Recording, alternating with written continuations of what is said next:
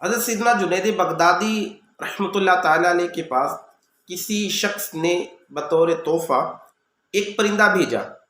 آپ رحمۃ اللہ تعالیٰ نے تحفہ قبول فرما کر اس پرندے کو پنجرے میں قید کر لیا۔ اب وہ پرندہ حضرت جنید بغدادی رحمۃ اللہ تعالیٰ علیہ کی خدمت میں عرض کرنے لگا، اے جنید، تو اپنے دوستوں کے ساتھ دوستی کا لطف اٹھائے اور مجھے اس طرح لوہے کی سلاخوں میں پنجرے میں قید رکھے۔ لہذا آپ رحمۃ اللہ تعالیٰ علیہ کو اس پر ترس آیا اور آپ رحمۃ اللہ تعالیٰ علیہ نے اس پرندے کو آزاد کر دیا۔ اڑتے ہوئے اس پرندے نے کہا، اے جنید، جب تک پرندہ اللہ تعالیٰ کے ذکر میں مصروف رہتا ہے وہ آزاد رہتا ہے، اور جہاں اس پر غفلت طاری ہوئی وہ قید میں ڈال دیا جاتا ہے۔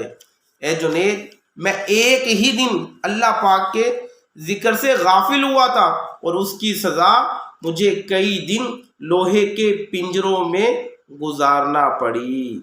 ہائے ان لوگوں کا کیا حال ہوگا جو اکثر ہی اللہ پاک کے ذکر سے غافل رہتے ہیں۔ لہذا وہ پرندہ اڑ گیا، اور جب تک حضرت جنید بغدادی رحمۃ اللہ علیہ زندہ رہے وہ پرندہ آپ کی زیارت کے لیے آیا کرتا تھا اور دسترخوان پر بیٹھ کر دانے وغیرہ بھی کھایا کرتا تھا۔ جیسے ہی جنید بغدادی رحمۃ اللہ تعالی علیہ کا وصال ہوا تو وہ پرندہ بھی تڑپ تڑپ کر ٹھنڈا ہو گیا۔ کسی نے خواب میں حضرت جنید بغدادی رحمۃ اللہ تعالی علیہ کو دیکھا، پوچھا اللہ تعالیٰ نے کیا معاملہ؟ فرمایا میں نے اس ایک پرندے پر رحم کیا، اس کی برکت سے اللہ پاک نے مجھ پر رحم کیا۔ سبحان اللہ۔ تو ہمیں بھی چاہیے کہ ہم بھی ایک دوسرے پر رحم کیجیے، عفو درگزر کیجیے، معاف فرمائیے انشاءاللہ الرحمن، غصے کو ضبط کیجیے، انشاءاللہ محبتیں پھیلائیں، نفرتوں کو مٹائیں انشاءاللہ الرحمن۔ پھر ہماری زندگی پیارے آقا علیہ الصلوۃ والسلام کے احکامات پہ عمل کرتے ہوئے گزاریں گے تو انشاءاللہ ہماری دنیا بھی بہتر ہوگی، ہماری آخرت بھی بہتر ہوگی۔